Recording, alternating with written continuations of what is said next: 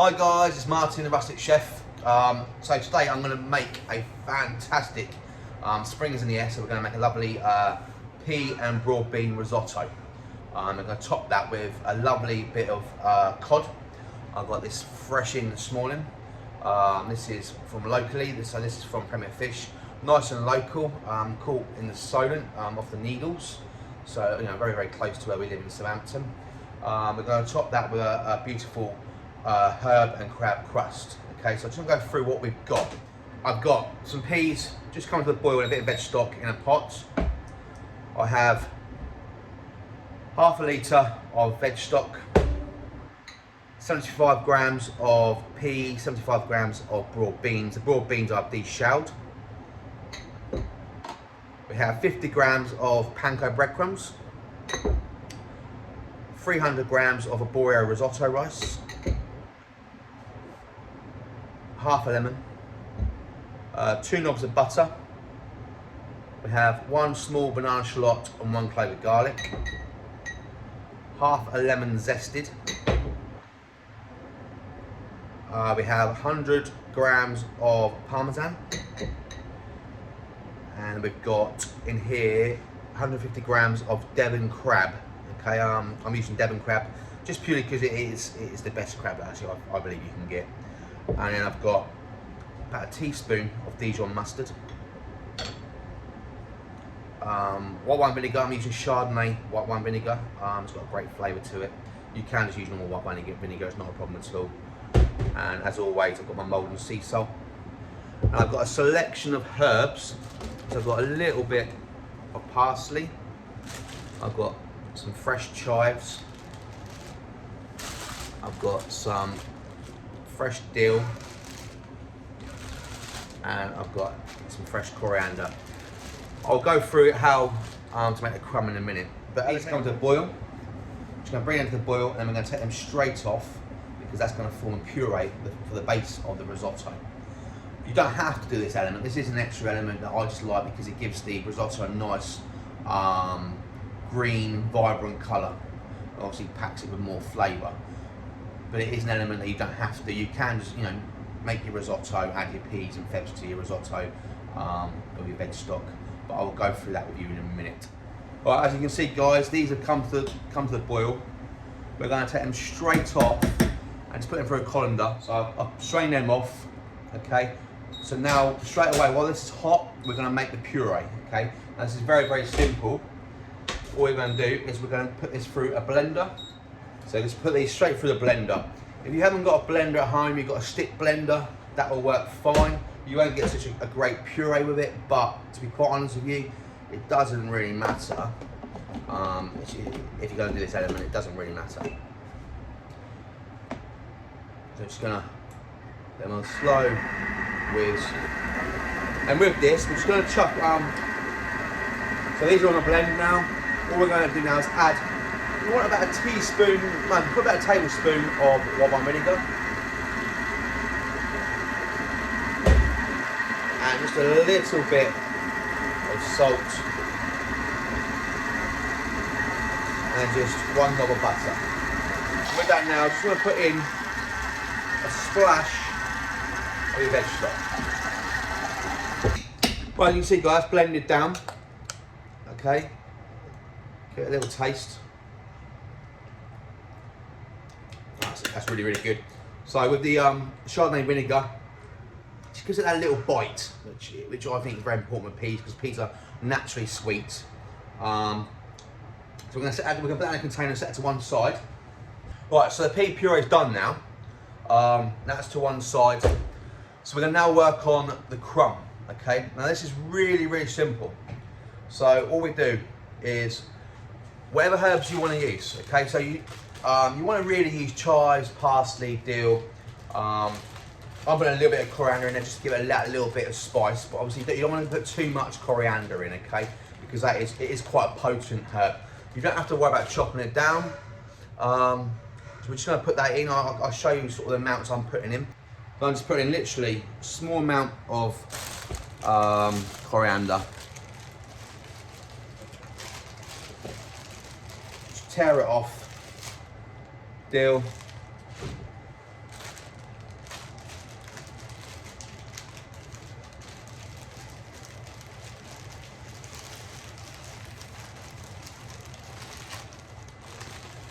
chive,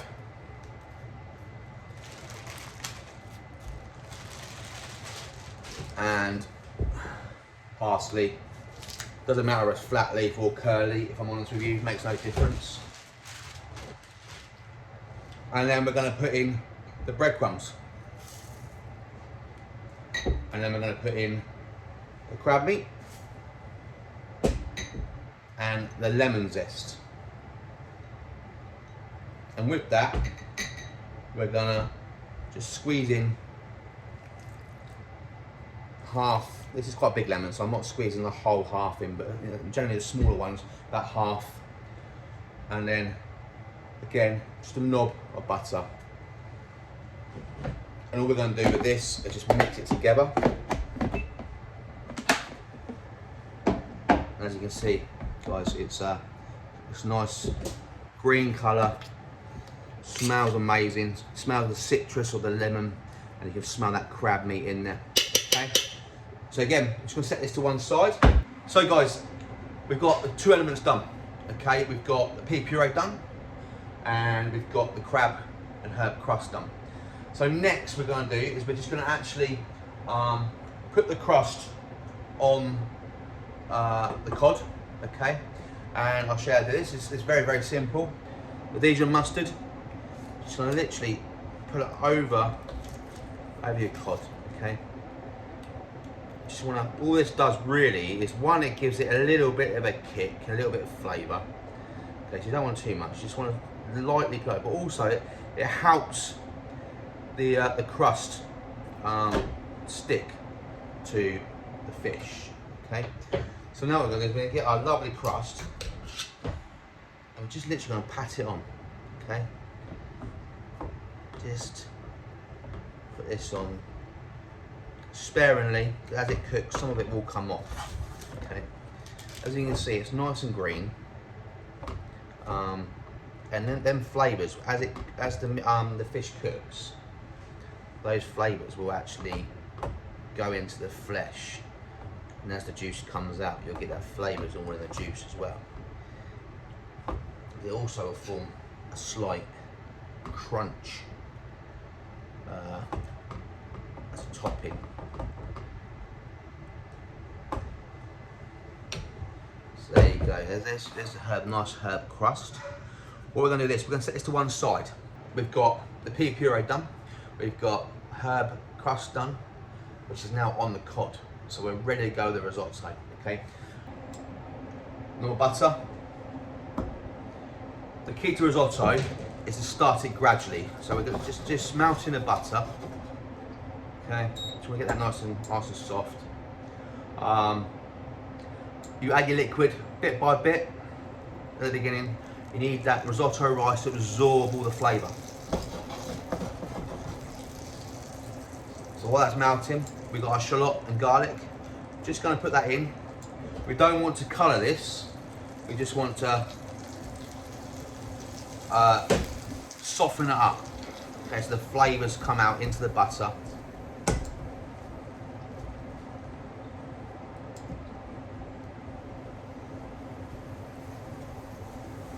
Now, a lot of chefs in their risottos, and I would as well if I wasn't doing a pea and broad bean risotto, would put white wine.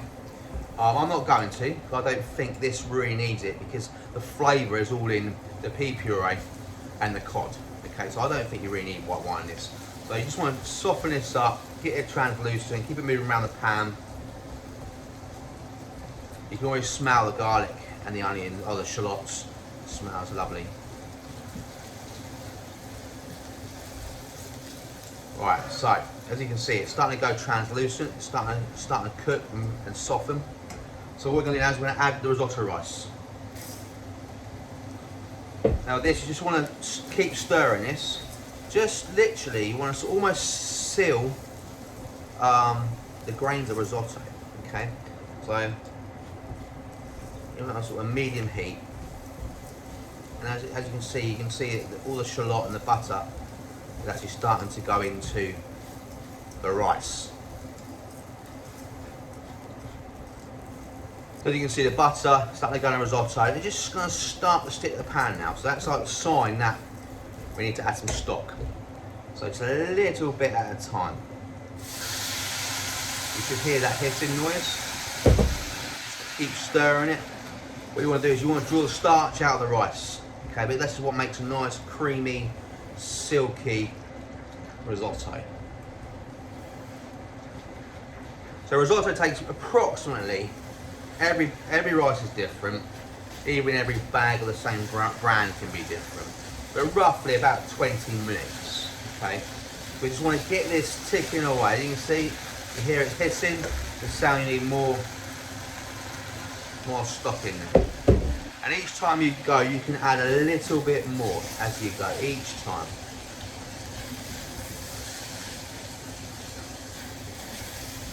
But it's not something that you can leave, you know, especially in the beginning. So it needs continuous work, okay? You can hear it hissing away, so we know it's cooking nicely. So again, add a little bit more stock.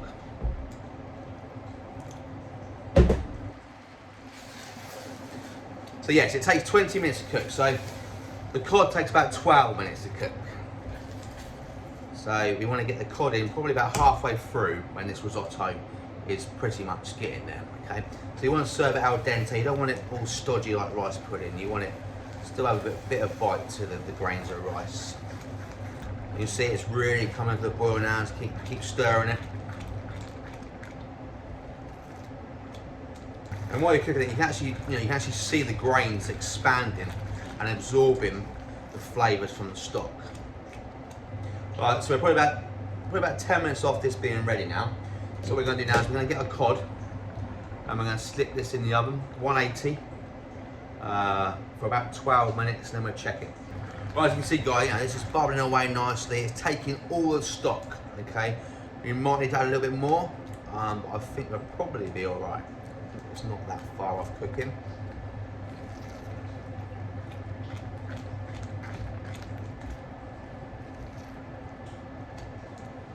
Smells really nice. As you can see, guys, it's not far off now. The risotto actually got bigger, which means they're absorbing the flavour. Yeah, so probably about 5 minutes off. So what we're going to do is we're just going to put in the peas and febs.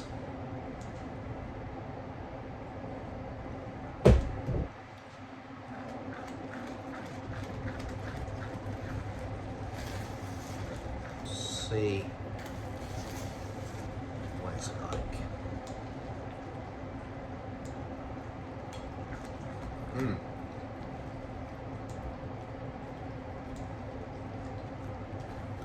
To be honest with you, it's probably about 4 minutes away, I'd say. I'm just going to add a little bit more stock to it.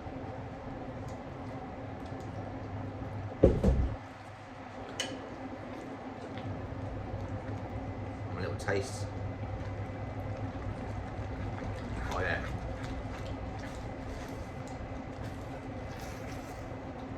Two minutes. So now what we're going to do, guys, is we're going to put our pea puree that we made earlier. We're going to put a nice generous helping of that in there. Give that a stir in. As you can see, the actual sort of sauce in the risotto is starting to go a nice, rich green colour. We'll just put a touch more in it.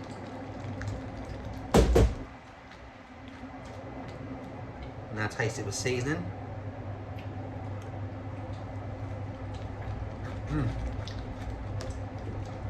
So, last thing to go in is the cheese.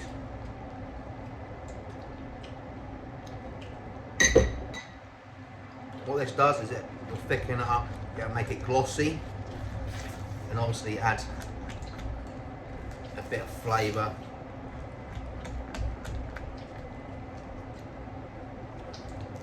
The dish.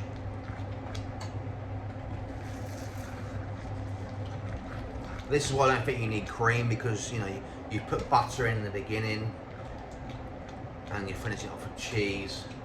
So I mean it's pretty much got enough dairy in it. But look at the colour, beautiful green.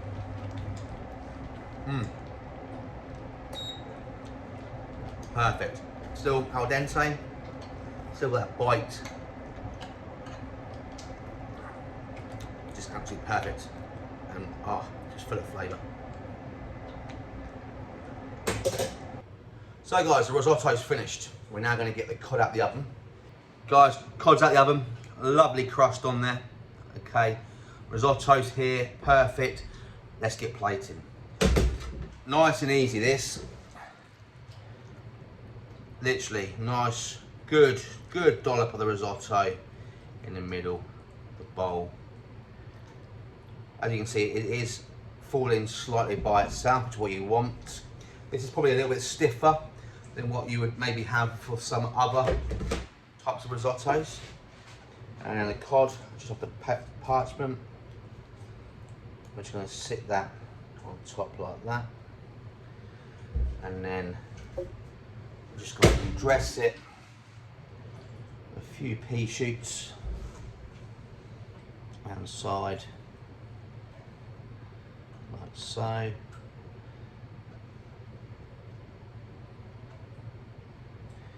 And then just a drizzle rapeseed oil dressing,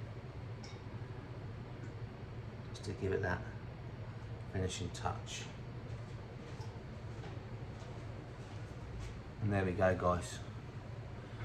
There is your pea and broad bean risotto with a herb crusted cod. All healthy, seasonal. What more could you want? I would happily eat this for my meal. Yeah, so try it at home, guys. You don't have to use cod. You know, there's other fish you can use. You can use hake. I'll try and stick to white fish if I was you. But there we go. Well, there you go, guys. Please like, follow, and subscribe to my YouTube channel, The Rustic Chef, and my Instagram is rustic.chef.uk. And I will be at Winchester Food Festival this year in July. Can't wait to get back on the stage there, where it all started last year for me. And there's a few others that I'll be doing around the South Coast as well. But thank you for watching, and I will hopefully release another video in the next few days. So I will see you then. Take care. Thank you. Goodbye.